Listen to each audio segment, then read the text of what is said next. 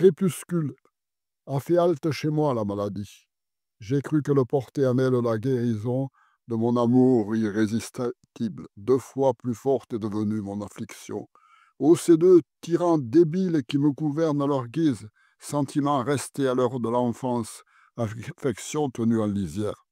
Quelle pire injustice est plus flagrante que celle issue d'un pouvoir exercé sans discernement par les faibles. Un cœur qu'on fait fondre le feu de l'amour et la passion, une tunique de peau usée de l'intérieur par un organisme morbide. Et l'âme entre les deux, ce souffle léger qu'entretiennent constamment ce que l'on respire et ce que l'on rejette. Et l'intelligence, ce flambeau dont la lumière est assourdie par la nuit, affaiblie par mon sang qui s'écoule. Je me suis résolu, pour me distraire de mon état, à soupirer après de longs voyages. Cela me guérirait, disait-on.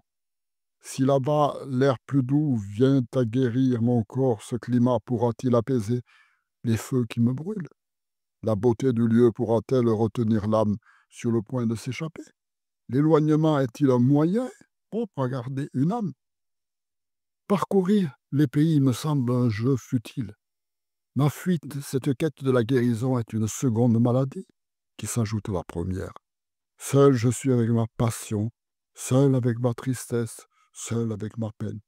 Je me plains de l'océan agité de mes pensées. Il me répond en m'envoyant au visage ses vents violents.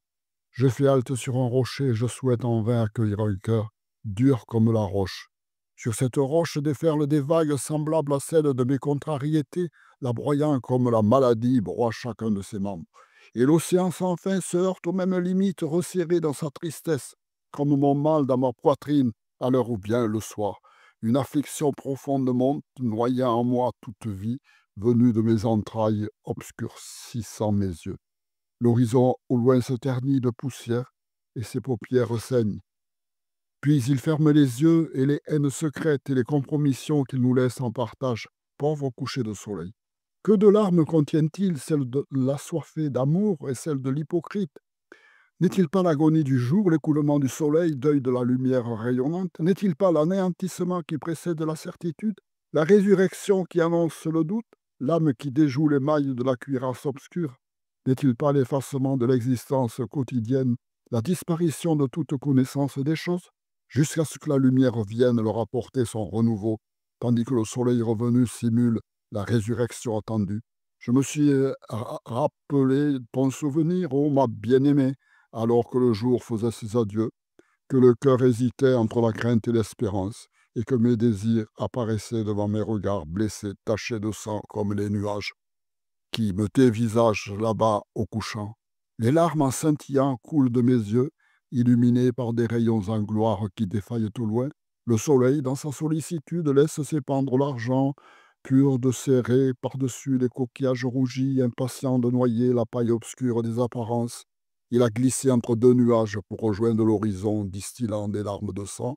Sa dernière larme tombant sur un monde en agonie s'est mêlée, semble-t-il, à ma dernière larme inaugurant le cycle, les lamentations funèbres offertes à mon pauvre corps.